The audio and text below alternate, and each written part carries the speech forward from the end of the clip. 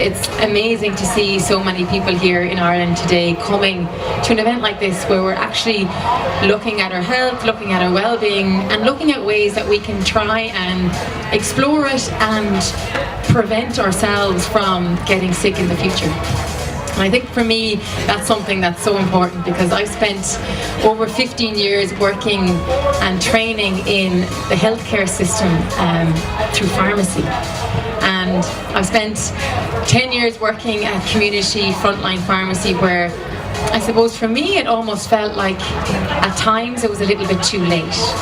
So when I would meet people, or people would come to me with a prescription pad trying to get medication to try and fix a problem, and sometimes I felt like it was too late. And I've said to myself so many times, I was like, well, what could I do, or what maybe would be more beneficial? And for me it was, if I was to get out from behind the counter and actually talk about our health and well-being, and actually talk about how we can try and prevent ourselves through what we're doing every single day in our lifestyles, so that we can be healthier and have more vitality and more health and more well-being in our lives. And I suppose that's what I'm here today to do, is to explore this concept of our lifestyles, and to explore the concept of integrated wellness, and what is that. And I think for me, spending so many years in the world of pharmacy, my eyes were just really opened up to the way that we look at our healthcare, and the way that we treat sickness when something goes wrong, or the way that we look at disease. You know, if you break down that word, disease means a lack of ease. And if we are solely focusing on a symptom or a diagnosis, and we're solely looking at a tablet to try and fix something that's happening within ourselves, without actually looking at the whole person, without actually looking at our lifestyles, without actually looking at what's going on in our mind, what's going on in our emotional world, what's going on in our relationships, what's going on in our career, what's going on in our diet and our nutrition, and how all of these massively affect our health and our well-being on a physical level. And for me, it became quite apparent that what we tend to do in this kind of fast-paced, busy world that we find ourselves living in, is we can often tend to treat the symptom and not actually look at, well, what's causing it in the first place. What is the root cause, and why might I be sick? Why might I be experiencing this discomfort? Why might I be having this symptom? Why might I have a headache? Why might I have a pain in my tummy? Why might I have aches or pains? Why might I have a skin rash? But often what we do is we just run to the doctor, run to the pharmacist, and I've dispensed thousands of medicines over the years, whereby we take something to try and turn it off and shut off the symptom. But sometimes we don't actually take the time in our lives to stop, to pause, to reflect, and actually check in with, well, why is this happening? And is there something that I might be doing every single day that might be aggravating this, or actually creating this?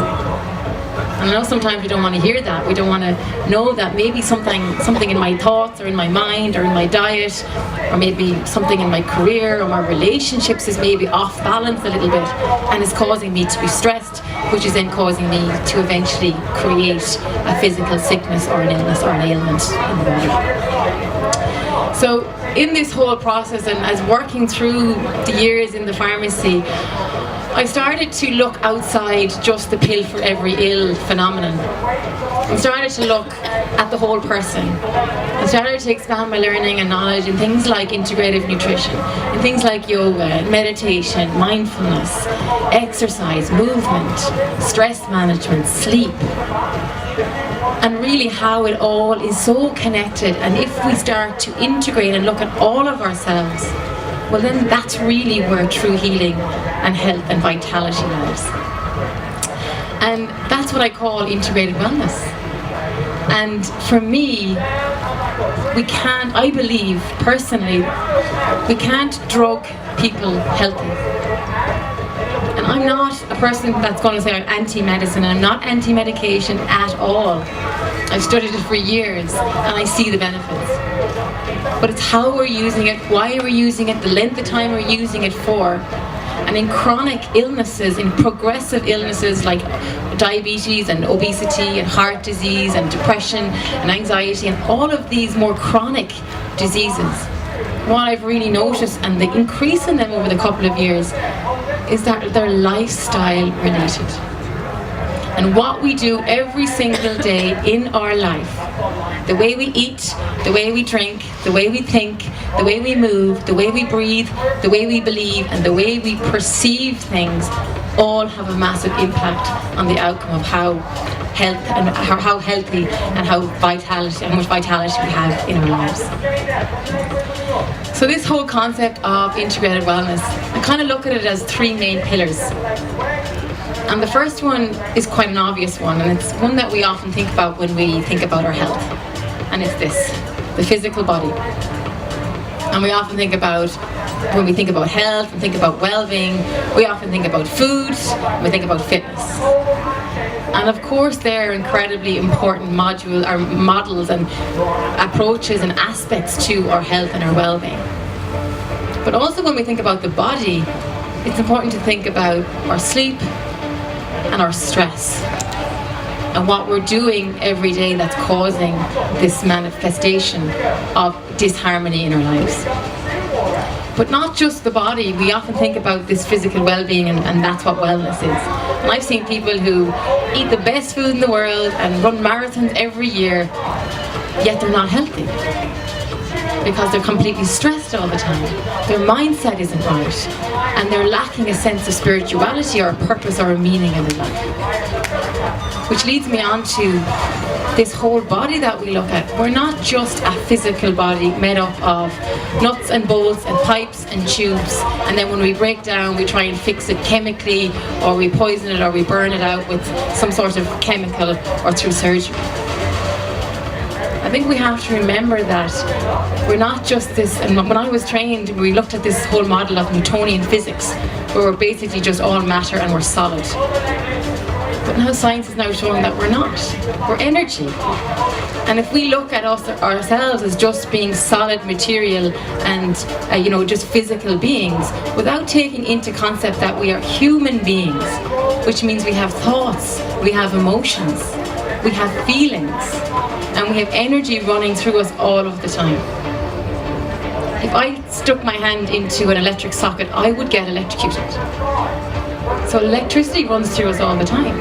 And in some levels, Western medicine, of course, they believe in this, because if you go into a hospital and you get an ECG or an EKG done, you're literally measuring, what they're measuring is the rhythm of the heart and the electrical current within the heart, which is proof that we are electricity and energy moves through us all the time. And what happens is, over time, if we're not moving this energy out, which is our thoughts, our emotions, things that get stuck, get blocked, what happens over time is we start to suppress them. And over time it starts to accumulate underneath the surface, and eventually will start to manifest as a physical symptom.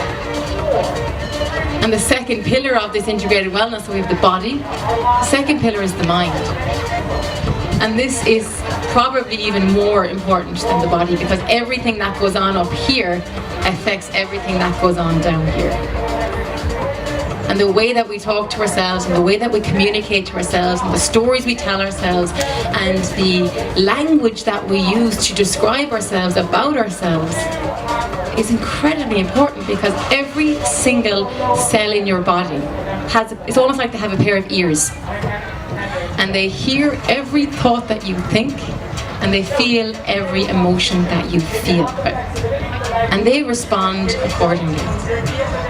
And in most of my talks I always mention this point, because I feel is so important, and it changed my whole outlook on how we look at our health and our well-being. And it's this model which Bruce Lipton, who is a biologist, and he has a book called The Biology of Belief. And he says that our thoughts become our internal chemistry. So what does that mean? Our thoughts become our internal chemistry. So really what he's saying is, and he's proved this through science, is that what goes on up here. So when you get up in the morning, what are your first thoughts? Are your thoughts negative? Do we give out to ourselves? Are we hard on ourselves? Do we judge ourselves? Do we compare ourselves?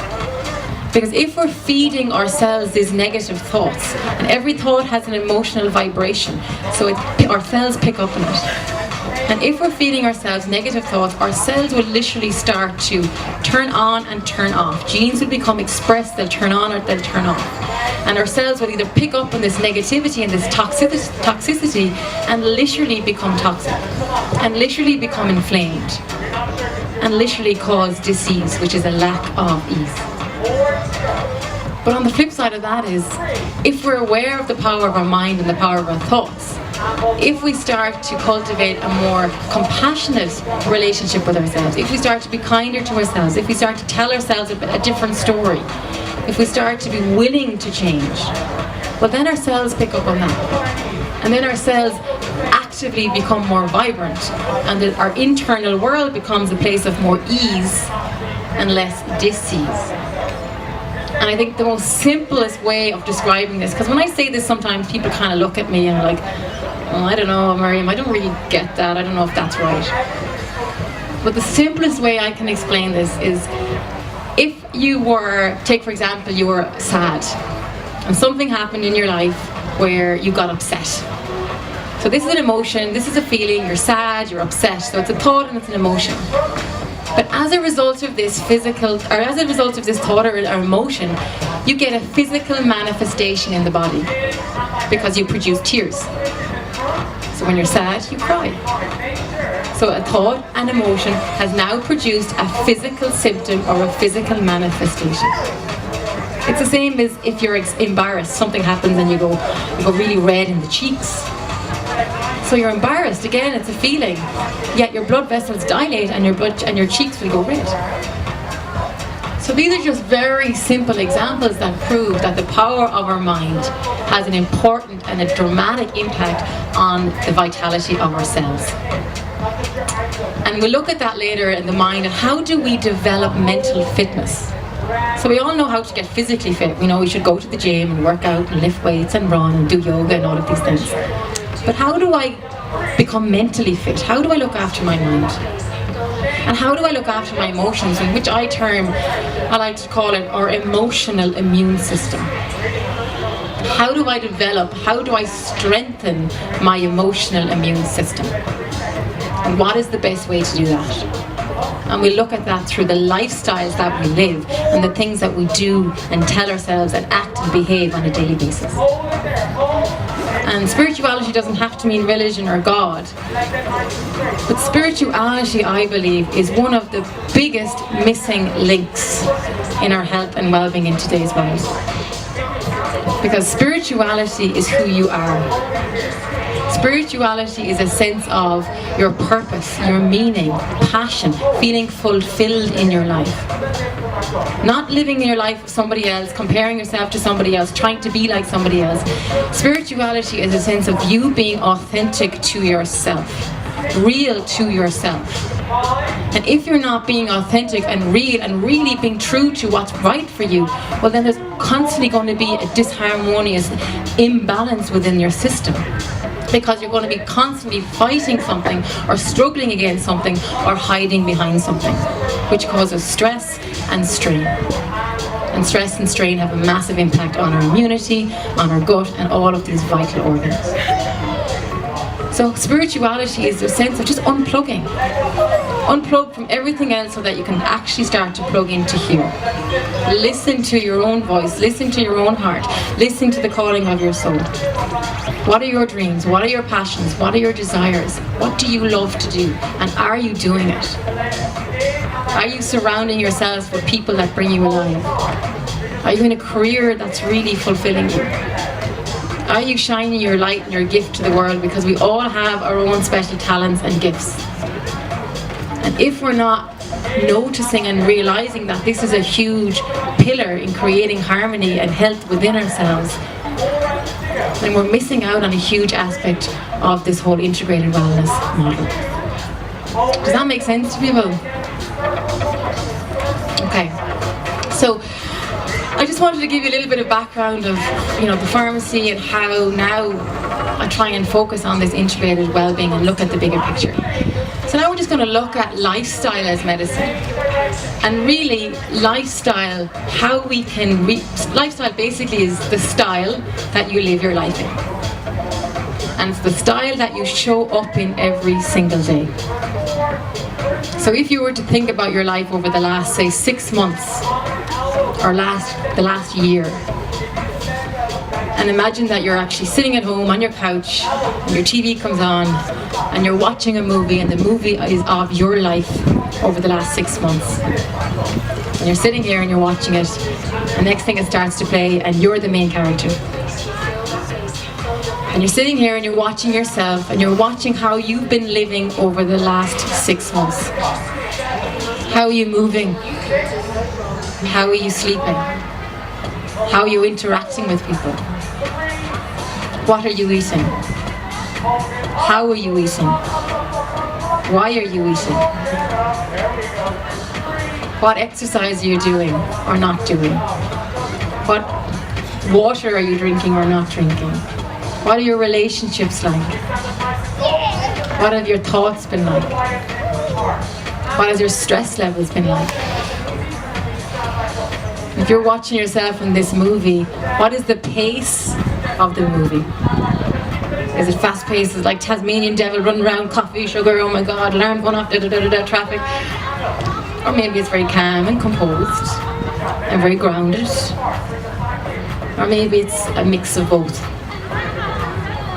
But only you know the answer to that. And if you're happy with your movie right now, that's fantastic. And everything that I say today, you might already know. And maybe it's just a reminder. But maybe there's something in this movie that you're not happy with, or maybe you'd like to change, or you'd like to improve on in some way.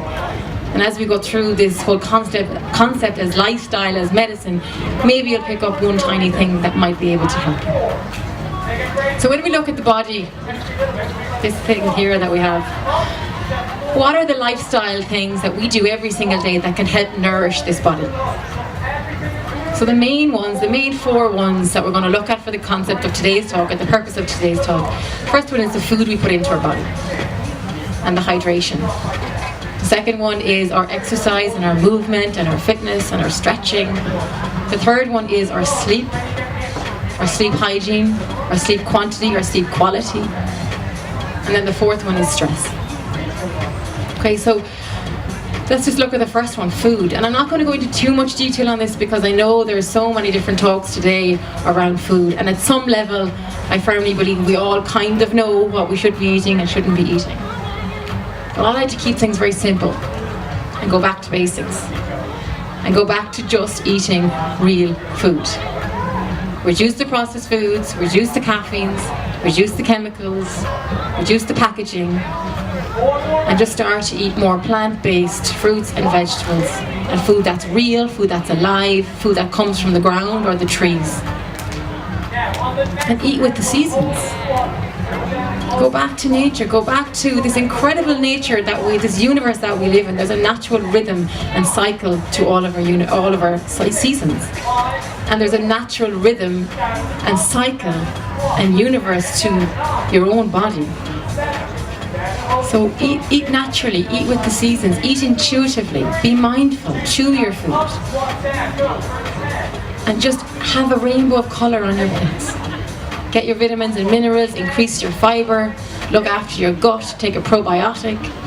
So these are just very simple things, but if we can strip it back and go back to basics and just look at what you're putting into your body every day. Because it will get into your bloodstream and it will affect your cells and your organs, and it will affect your mind and it will affect your brain. And even though this model I'm talking about is mind, body and spirit, none of them are in isolation because they're all so interconnected. And what you do in one will affect the other, and what you do in another will affect the other, and so on. And then just looking at our food and looking beyond just the plate, and looking at this concept which I call our soul food. What are we doing on a daily basis to nourish our soul? And I call these primary foods, our soul foods. And these are all of the things that truly nourish you and bring you alive and that energize you, but actually aren't found on a plate at all. And the best example I have of this is, take for example, you have a little boy, and maybe he's 8 or 10 and he's kicking the ball around outside and he's having the time of his life playing with his friends or his cousins. And then you go out and you call him in for dinner because you've been slaving over the oven for the last half an hour, and you say your dinner's on the table and come on in. He doesn't even hear you. He's out there playing around and pretending he's, messy and he's scoring goals. And then 10 minutes later you have to go back out and call him in again, and you're kind of getting a bit annoyed now. You're like, come on, the dinner's going cold. But at that moment in time, this boy has zero interest in the food on the table, because what's actually nourishing him at that moment in time, it's not the food on the table. What's actually nourishing him is that sense of fun, laughter, connection, adventure, freedom, the sense of self-expression, creativity. And I think now, more than ever as a society, because we're busy and we're working and we're doing this, that and the other, I think now more than ever we're starving. And we're absolutely craving these soul foods, these foods that bring us alive. I think we're really hungry for things like more fun, more laughter, more sleep, more rest, more creativity, connection, self-expression, adventure, freedom, success, leadership, all of these things that really energize us and bring us alive. And it's just important to know when we think about food and we think about nourishment and we think about nutrition, that we think about what energizes us, not just what's on the plate, but what energizes us beyond the plate. So when we think about our lifestyle, we have our food and we have our hydration and our water. And then we also have to look at this body and how we move it, how we stretch it, and do we stretch it and do we move it enough? And because we all know when we exercise we feel good because we get our endorphins being released. And I talked about this a lot earlier this morning, how we can awaken our own internal pharmacy, our own internal chemicals.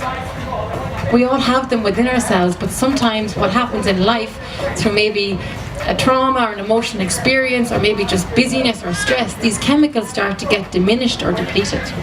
And then we go to a doctor or to a GP or to a pharmacist to get a tablet to try and reawaken the chemical that's already there but it's been suppressed. So how can we awaken them ourselves? And movement is an incredible way to release these endorphins, which is really our endogenous morphine. So we're creating our own painkiller, our own opioid, our own blissful state. And then when we move the body, we're not just working on creating these endorphins and feeling good, but we're also physically stimulating our lymphatic system, which is cleansing the body, releasing toxins. And we're also aiding digestion and elimination. So there's a lot more going on than what we might just think. And then moving on into this lifestyle as medicine in the body, we're going to look at sleep. How important is sleep for our overall health and vitality, for our mindset, for clarity of thinking, for decision making, for our ability to get up in the morning and have a clear mind and not have brain fog? And really to strip it back, because for the purpose of today we only have the 45 minutes, but the most simplest thing that I can describe how we can help to maintain or improve our sleep is using the 3-2-1 rule. Some of you may already know this. So 3 hours before we go to bed should really be our last meal. If we're eating too late at night or if we're eating a big meal at night, our body then is having to digest and work for us instead of resting and repairing and getting that break between breakfast, which is what breakfast is breaking the fast. So 3 hours before we go to bed, our sleep should be our last meal, ideally. 2 hours before we go to bed, really, we should be removing ourselves from anything that's too taxing or strenuous and stopping any form of work. And then 1 hour before we go to bed, we should really be unplugging from technology. So that's the 3-2-1 rule. And then just keeping it simple and, common sense, having a dark room, closing the curtains, turning off the lights, using things like aromatherapy, lavender, rose, jasmine, all of these essential oils which really help to wind down the nervous system. And also not to forget that these are just samples and examples, but we're all different. This whole idea of bio-individuality, no two people in the world are the exact same.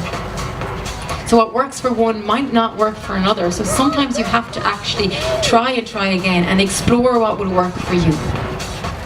And a big component of our sleep is going to be our emotional world. Because if you're not sleeping, or if you're finding it difficult to unwind, or finding it difficult to wind down, or difficult to even maybe wake up, or you're waking early, what's going on in your emotional world or in your mind that might be causing you to do this? Is there an anxiety there? Is there something that's worrying you? Is there a sense of overwhelm? Is there in a relationship that's turning a little bit toxic that's bothering you? Is something in work bothering you? And if you need the help in this, to seek the right outlet and talk to people and talk it out or write it out and work through it. Because sleep is incredibly important. We have no lymphatic system in our brain. So when we sleep at night, that's when we cleanse out the brain. That's when we wash out the brain. And another thing just with sleep is reducing our stimulants. So caffeine and our sugar. If we're busy during the day and we're wiring ourselves up with more stimulants, so we're drinking coffee, we're drinking sugar to get us through the 4 o'clock slump, and then we're moving into the evening, and then we can't wind down because our nervous system is all high on these stimulants, well then we're not going to be able to sleep properly. And then we might wake up feeling a little bit more tired because we haven't slept properly, and then if I'm feeling a little more tired, now what do I need? I need the coffee and the sugar to get through the day again. And we end up going on this vicious cycle.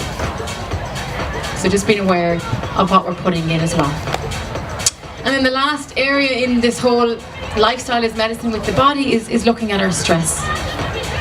And stress is, it's a really, really huge one in today's world, and one that I think we're all affected by at some level, myself included. I don't think there's anyone that's immune from feeling stress.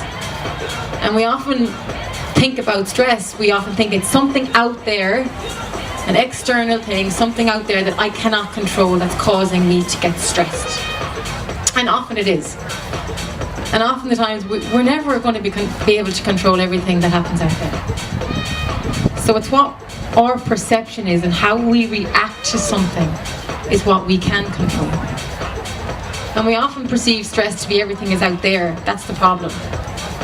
But often stress is what's going on in here, because often stress is an absence of something in our lives. So it's an absence of fun, it's an absence of love, it's an absence of rest, it's an absence of whatever. So when we look at stress, we're looking at how we can try and wind down the body. And when we look at stress, we have our autonomic nervous system, which is like, I described it earlier, it's kind of like our parents.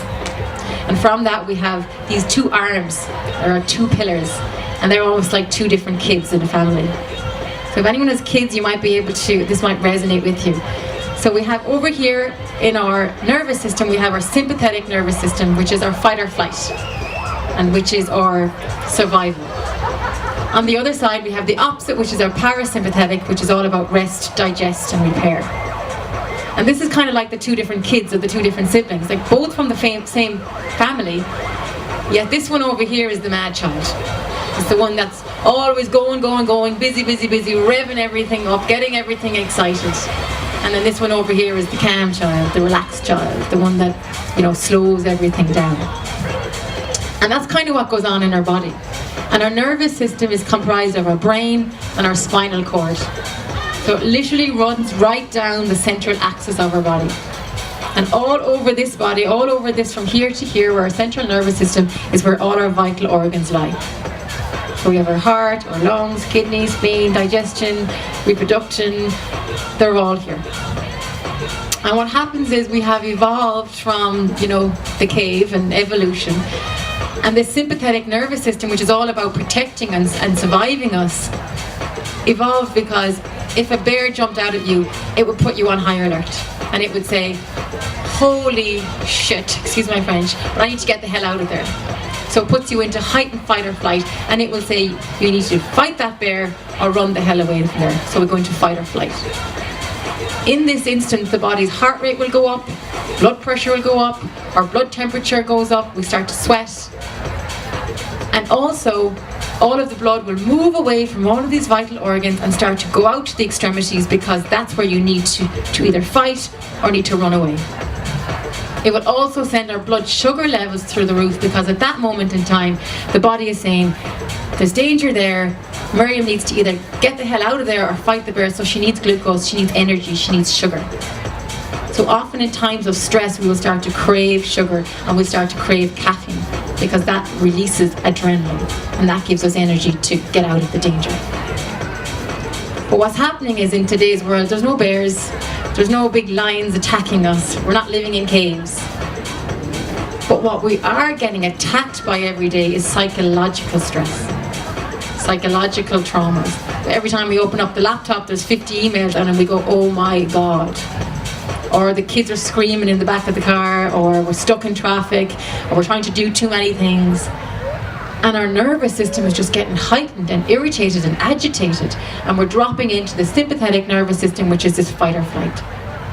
And that's fine temporarily, because we get our stress hormones released, which help us deal with it. But what happens in today's world now is actually we're staying in this fight or flight world, and we're actually starting to live from this sympathetic nervous state dominant place.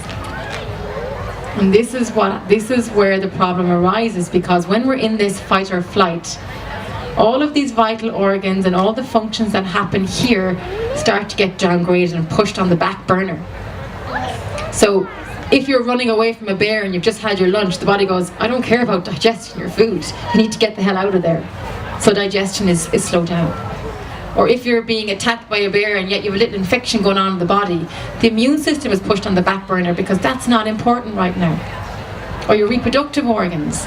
So if you are trying to bring a baby into the world, but you're in a stressful environment where the body goes, it's dangerous out there, it's not safe to bring a baby in here, your sex hormones will start to be downregulated. So all of these vital organs literally put on the back burner because they're not priority. So what's important is we need to realize that we need to get out of this side and into this side more often, which is, think of the calm child. This side, the parasympathetic nervous system, slows everything down and tries to rebalance the system. And really what we're trying to do is get more into this. And how do we get more into this side? It's through our lifestyles and through the small things that we do every day, like breathing. The simple act of deep breathing is one of the quickest and most vital ways that gets you out of the stress state and into the rest state. Deep breathing. Because when we breathe from here, which most of us do, it's sharp and it's shallow. And that sends a signal to the body that you're in danger and keeps you in danger. If you can engage in deep, slow belly breathing, you breathe in, you let the belly rise, you hold, you pause, and you exhale, you let the belly fall. This sends a signal to the parasympathetic nervous system to get activated, and now it says she's safe, she's calm, there's no threat there. So I can start, all the vital organs can start working properly again. So in our lifestyles, how can we drop into that more often? It's doing things like yoga, meditation, deep breathing, resting, sleeping, getting out in nature, unplugging from technology, just getting off the treadmill, getting off the busyness, having a bath, meeting up with friends, doing things that allow you to have fun and allow you to just wind down and feel safe. Does that make sense to people? Okay. So that's kind of the body. So that's how can we activate and nourish the body every day. And then we look at the mind. And the mind is really everything that goes on in here, as I said, affects everything that goes on down here. And how can we start to develop mental fitness and strengthen that emotional and immune system? And really it's about nourishing our mind every day through the stories that we tell ourselves, through the thoughts that we think, and catching ourselves when we're giving out to ourselves, having awareness of the thoughts that we're thinking. Often the time we're just going through the day blind and we're not even aware of what we're thinking. We're just on this, walking through life, sleepwalking through life, not really being conscious of what we're thinking about. I know that's not everybody, but in general terms it can be what a lot of people experience. And it's only then when you start to do something like meditation, the amount of people that say to me, oh, Miriam, I can't do that meditation crap, it's just not for me. And I would say, why? Oh, that's just not for me. Every time I try to do that, my mind just goes crazy and I can't make it stop, so I can't do it. Not for me. Give me a treadmill and I'm fine, or I'll rev myself up with more adrenaline. And I would say the reason you can't do it, not that you can't do it, everybody can do it, is because when you actually stop, when you actually give yourself a moment to pause and to reflect, and distract from the busyness and distract from everyone else's voices and actually start to listen to your own voice, now you're just aware of all the thoughts that are going on. They're already there anyway. We have 60 to 70,000 thoughts a day. So they're already going on, but it's only now when you stop that you actually go, oh God, that's what's going on up there. And the purpose of meditation isn't to stop yourself from thinking. It's just to become aware and to try and see if we can dial it down a little bit. And if we can dial it down a little bit, then we can start to actually hear what's going on in the body, and we can actually listen to the body and listen to those signs and symptoms that it's trying to give us. Because our body can't verbally talk to us, but the only way it can signal to us and communicate to us is through signs and symptoms. So meditation is a powerful way of activating and invigorating our mental fitness. Things like visualization. Getting up in the morning before you get out of bed. Take 3 to 4 minutes to just visualize how you'd like your day to go. Visualize that movie that you saw. How would you like that main character to live and act and breathe and be today? Visualize yourself as this person, being kind, being healthy. What are you eating today? How are you talking to yourself? How are you communicating with people? What exercise are you doing today? Just visualize how you'd like yourself to be and put it out there. Other areas of mental fitness, things like gratitude.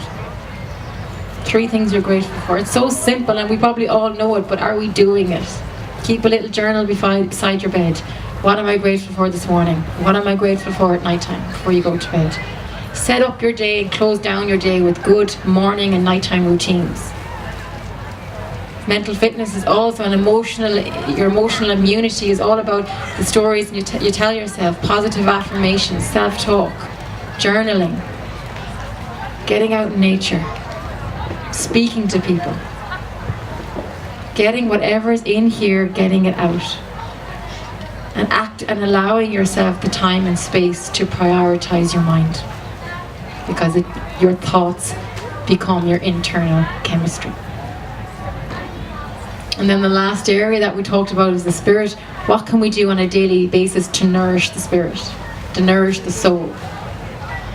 And I think now more than ever, through this world that we kind of live in and social media and technology, we're seeing a lot of homeless souls where sometimes we don't know who we are, or we get sucked into other people's lives through social media that we actually don't know what we want. And if we're to fill up on our soul, fill up on what really is important to us, things like fun, prioritize more laughter, prioritize our spirituality, which is unplugging more, prioritizing connection with people, prioritizing your own dreams, your desires, your passions. What do you love to do? Asking yourself, am I prioritizing all of those 3 elements? And what are the small things that I can do every day, tiny things that will help me to nourish my mind, help me to nourish my body, and help me to nourish my soul? So just before we finish, I'm going to ask you 3 questions that you can, because I know today there's going to be so much going on and there's so much incredible things and speakers, and you're going to be hearing so much different stories and tips and tools and all of these things, and often we can kind of get blurred or forget things. So your option, I'm going to ask you these 3 questions, and maybe you want to write them down on your phone or even just think them in your mind. And over the weekend or over the next week, maybe if you can set aside a couple of minutes to just jot down and journal and write about these 3 questions and see what comes up for you. Because it's only when we give ourselves the time and the space to actually breathe, to be, and to really hear what's within ourselves and let it come out, that we really start to make long-lasting changes, because now we have a why. We have something that resonates with us, and something that we feel is important to us. So the 3 questions. The first question is, what in your life right now do you feel is nourishing you? And that's just not about food. What is nourishing you in your life, beyond the plate? And the second part of that question is, what in your life right now might be poisoning you? Again, I'm not just talking about food. What might be poisoning you? Is it a thought? Is it a relationship? Is it a career? Is it an environment? The second question is, in your well-being regimen or program or whatever you're doing right now, does it involve activities that engage all 3 elements of the mind, the body, and that sense of soul or that sense of spirit?